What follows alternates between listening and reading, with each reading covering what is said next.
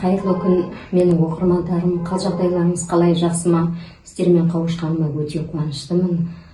Бастыбайлық денсаулықтарыңыз қалай, жақсы ма?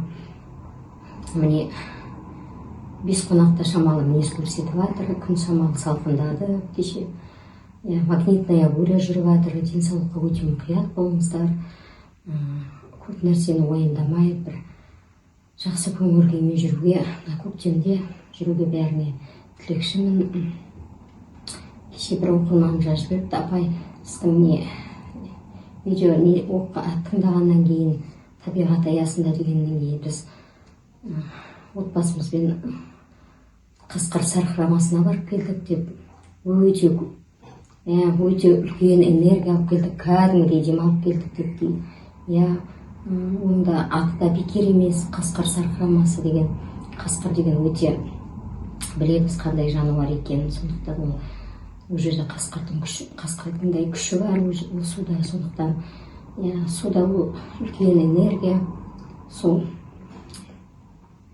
вода энергия деп бәрі айтады, сондықтан ол ешқандай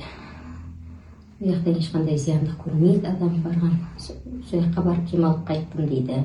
Өте қуаныштымын. Қуаныштарың болса, құтты болсын, қуаныш болып жатқан адамдарың. Менің бір оқырмандарым жазып беріпті, семьямызда бөпе келіп жатыр өмірге деп.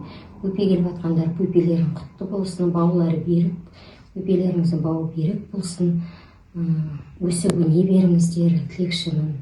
Сондықтан бәріңе де қуаныштарың болып жатса, құтты болсын тағы да. Бір оқырманым жазып беріпті, апай, үйде енем тұздың мешогын лақтырсам да айқай шу болады, неге деп. Содан мен кері сұрадым, енең нешінші жылға деп сұрасам, 60-шы жылға дейді. Енді 60-шы жылғы адамдардың аналары 30, біздің де мама 60-70-тердің аналары 30-40-шы жылға. Ол кездің ата-аналары дети войны, дети голоданың балалары енді. Сондықтан ол жаңағы бізде қанымызда бар, енді үнемдеу бір дети войны, дети голода болғасын, ол кісілер енді ашаршылықты көрген, соғыс көрген балалар, сондықтан ол ата-аналар да кінәлі емес, ол сол заманға тап болдық, сол заманның балаларымыз, бізді дети войны, дети голоданың, сондықтан бізді шамалы ДНК-мызда бар, бұл үнемшілдік, бір сарапшылықтан бір қорқамыз, сондықтан ол ешқандай түсініспеншілікпен қарауға мен сені оқырманым шақырамын. Ол енеңді сен бір дүниені көбейтем деп тұрған жоқ, ол енді сырақтылықтан, ол кездің адамдары бәрі сондайлықтан қорқады, сондықтан ол қыз жазып беріпті, біз қазір аналарда бір шырып алсам да мешок береді, ол ешқандай неге үнемшілдік олай істейді, үйдегі мешоктан аяқ басып жүре алмаймыз, бірдеңе лақтырсам айқайлайды деп.